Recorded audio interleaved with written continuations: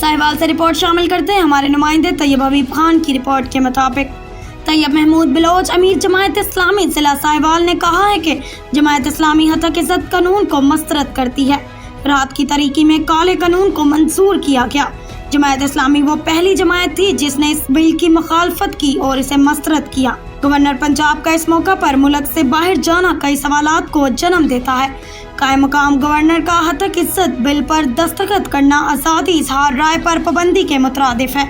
मुस्लिम league नून और peoples party इस स्याह कानून की तैयारी, मंजूरी और अमलदारी में बराबर के शरीक हैं। हतक इज़्ज़त का कानून आज़ादी इजहार राय के आईनी हक पर एक मज़मूम हमला है। जमायत इस्लामी ज्वाइंट एक्शन कमेटी और उसके इलामिये के साथ खड़ी हैं। तमाम सहाफ़ी तंजीमों ने इसे इंसान दुश्मन कानून करार दे दिया। इस स्याह कानून के खिलाफ सहाफ़ियों, सिविल सोसाइटी और तमाम मकातब फ़िक्र से मुशावरत करेंगे। काले कानून के खिलाफ पुरअमन सियासी और जमहूरी मज़ाहमत करेंगे।